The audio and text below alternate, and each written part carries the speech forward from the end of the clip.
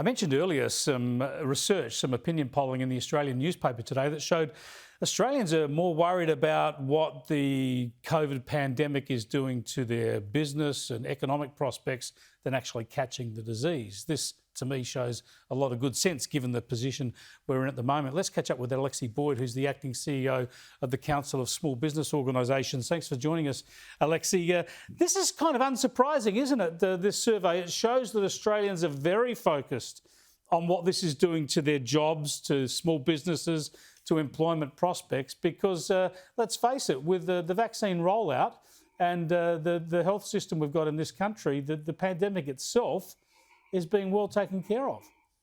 You're absolutely right, Chris. I think what it shows is that Australians really care about the role that small businesses play in their community, and the fear that we all have that if we lose small businesses from our local street shops or our local shopping village, that it's going to essentially change the look and feel and the way that the community works. You know, small businesses provide the community with their first jobs.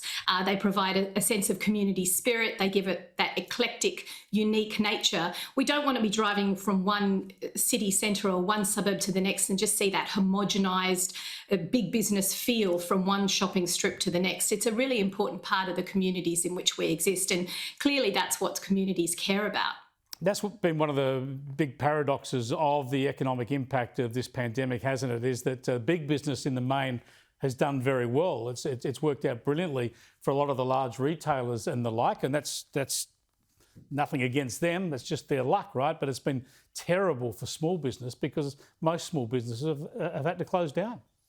Yeah, what we're hearing from our members is this is the knock-on effects of subsequent ongoing lockdowns and this just never-ending cycle and the elongating lockdown after lockdown. It's a growing sense that the debt you have is just going to keep going. And whilst once in the first round of lockdown, small businesses might have had money for a rainy day, that's not there anymore. And what we're left with is basically rents continuing, energy bills, all of those ongoing debt problems keep accumulating. And big businesses have got money on the balance sheet to look after that, whereas small businesses are just looking down the barrel of possibly closing for good. Now that we see public sentiment changing a bit and being more forward-leaning on getting out of these restrictions, polling shows that, vaccine rollout going at a rapid rate, even Daniel Andrews starting to move in the direction of Gladys Berejiklian, both of them too slowly in my view, but at least pushing in that direction. Is it time to really pile on the pressure to make sure that these state governments go as quickly as they can in loosening up the restrictions? Chris Cosboa has been calling for a national standardised approach to lockdowns, to support mechanisms, to reopenings, basically since March 2020, since the beginning of all of this. And we really need that ability to plan. And when governments sit down at a table and figure it all out and come up with a solution that they all agree to, that means that small business knows what's coming.